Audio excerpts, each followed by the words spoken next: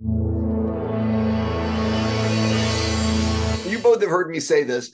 What you guys did with this film, I'm blown away by. It's one of my favorite films of the year. The level of artistry on display is insane. And that's all I have. I just want to say thank you for making it. You guys have a I'm joking. There are I was hoping for a reaction. It was just a smile. I liked it. I'd be happy to leave.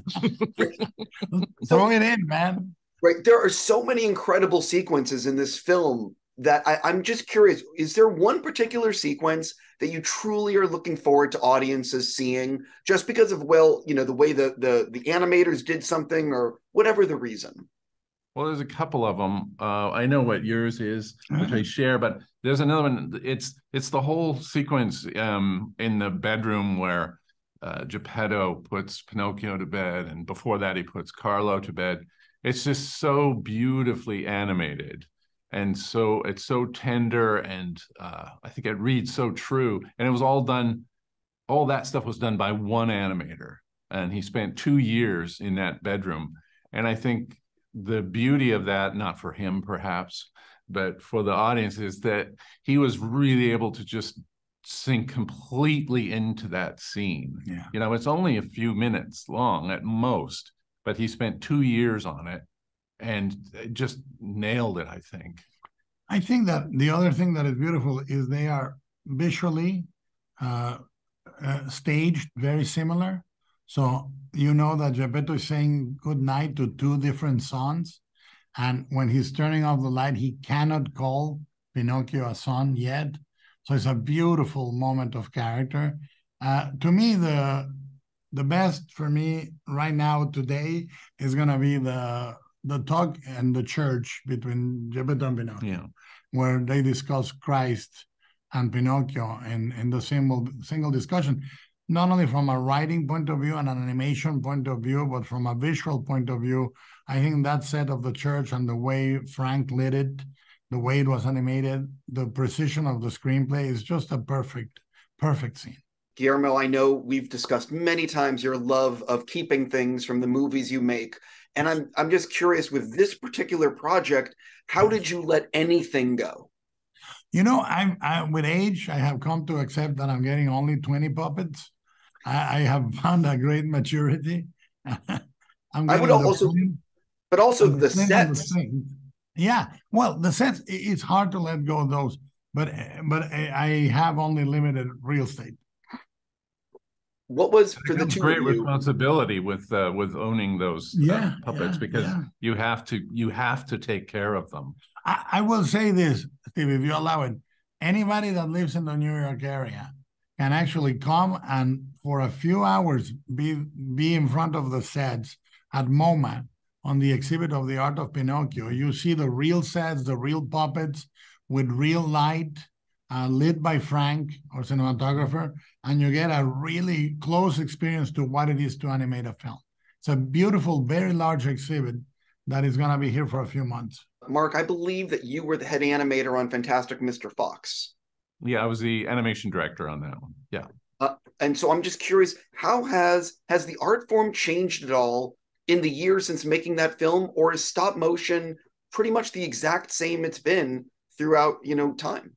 It's evolved a little bit. The technology keeps moving forward to make the process a little bit easier and a little bit faster, but it doesn't get easier or faster because what you do is you take that technology and you think, oh, I can do this, so why can't I do more?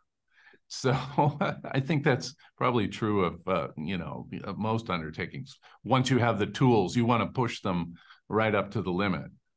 Although, with Pinocchio, we weren't really trying to push the edge of this technology. We were trying to, I think, get more it was more about the emotion and the story than the technique. Yeah, we actually went back into mechanical puppets largely rather than printed faces, which was the tendency at the time. Yeah. It helped the animators. The mechanical faces really give the animators more control over the performance, and thusly we can get subtler things sometimes. Was there anything that you guys actually strongly disagreed on during the making of the film, or was it always pretty much eye to eye on everything. You know, we were difficult moments. Like we liked the sequence, the shooting squad. Yeah. It was hard to let go of that one. No, I don't think so. I mean, and there was a chess playing sequence that we shot all of essentially, which was beautiful. Beautiful. Really, really nice animation and very funny. And ultimately we cut it because it just interrupted the flow. That hurt. And there's one shot at the end when Pinocchio is swimming above water that Mark convinced me we should cut, and I still wake up in the middle of the night going, we should have that shot. But I actually, I'm joking. Everything we had an incredibly organic collaboration and gentle. I mean, neither of us had a moment of like a Rubicon. We understood why things needed to go. Yeah. I have to ask you, as a fan of the way you two work together on this, is there talk between the two of you of doing another stop motion movie together, or is it sort of like this takes so much out of you, you need to take a break? Mark is already preparing his own project. Yeah. Right? Yeah. And I'm already writing and preparing my next live action project. So the answer is no, but I like him. Guillermo, an individual question for you. I thought Cabinet of Curiosities was so well done, and I think it did well on Netflix, but I don't know. Is there any talk of doing more episodes?